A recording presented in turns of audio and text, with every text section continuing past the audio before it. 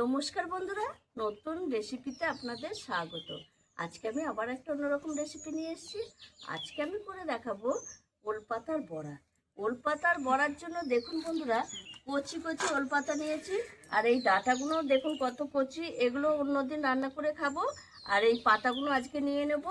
আর এখানে নিয়ে নিয়েছি আতপ চাল, ভিজিয়ে রেখেছি 2 ঘন্টা হলো। আর এখানে মুসুরির ডাল ভিজিয়ে রেখেছি, কাঁচা লঙ্কা, লেবু। লেবুটা নেওয়ার কারণ হচ্ছে এখন একটু বর্ষার সময় জল পড়ছে, যদি কুটকুট করে সেই জন্য সেফটি রাখার জন্য আমি লেবুটা দেবো। আপনারা ইচ্ছা করলে নাও দিতে পারেন। আর নিয়ে নিয়েছি হলুদ গুঁড়ো, কালো জিরে, লঙ্কার গুঁড়ো, নুন আর কাঁচা লঙ্কা। এটা ঝাল ঝাল করে আমি এই বড়াটা করব। তার জন্য আগে আমি পাতাগুলো একটু বেছে নেব।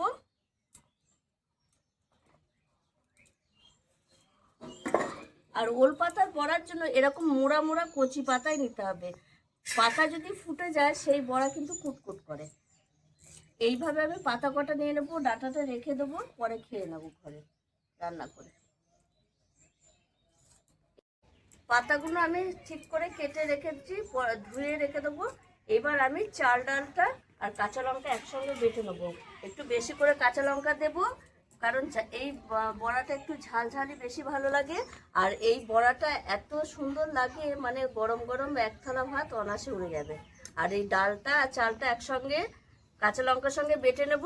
আর এই বাটাটা কিন্তু খুব মিহি করব না, একটু খচা খচা থাকবে, তাহলেই কিন্তু বড়াটা বেশি সুস্বাদু হবে খেতে। এবার আমি বেটে নেব।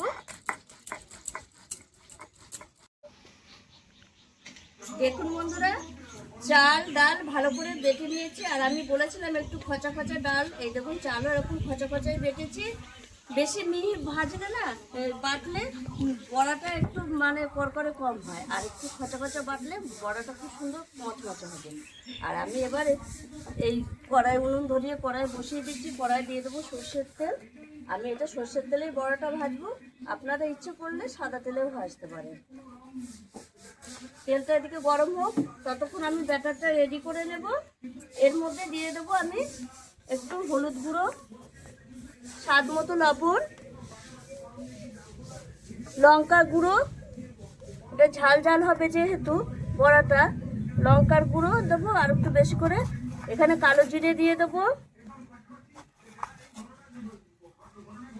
দিয়ে দেবো লেবুর রস, যাতে কুটকুট না করে। এই সময় একটু বর্ষা হচ্ছে, গলা যারা কুটকুট করতে পারে, গলা ধরতে পারে, ওর জন্য লেবুর রসটা দিলাম। আপনারা ইচ্ছে করলে লেবুর রস নাও দিতে পারেন, লেবুর রস না দিলেও ভালো লাগে, কিন্তু বলা যায় না তো এখন বর্ষার সময়। এবার ব্যাটারটা একটু ভালো করে হাতে করে মেখে নেব। ব্যাটারটা রেডি করে নিয়েছি। আর একদম এই ফিটনেসে ব্যাটারটা থাকবে, মানে খুব একদম পাতলাও না আবার খুব মোটাও না, মিডিয়াম ফিটনেসেই থাকবে। এই দেখুন, এইবার আমি এরকম ব্যাটারটার মধ্যে এই যে ওল পাতা এরকম দেব, ভালো করে মাখিয়ে এবার তেলে ছেড়ে দেবো।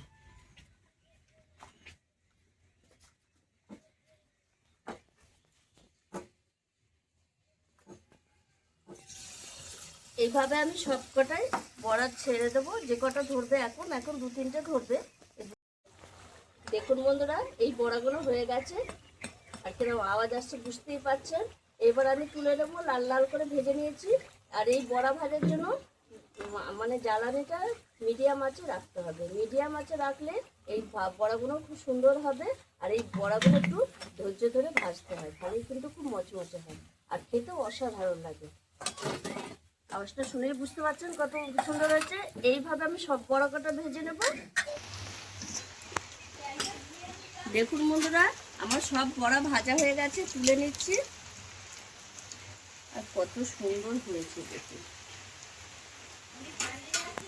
দেখতে পাচ্ছেন কত সুন্দর হয়েছে,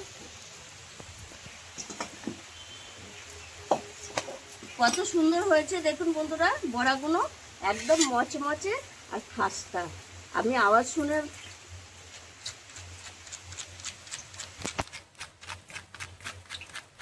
বুঝতেই পারছেন আওয়াজ শুনে কত সুন্দর হয়েছে।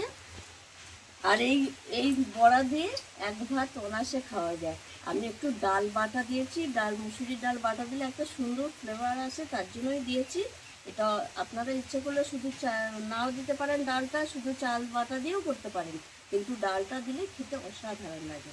আর আমার এই ভিডিওটা যদি আপনাদের ভালো লেগে থাকে তাহলে লাইক করবেন, শেয়ার করবেন, সাবস্ক্রাইব করবেন। আবার দেখাবে আপনার ভিডিও।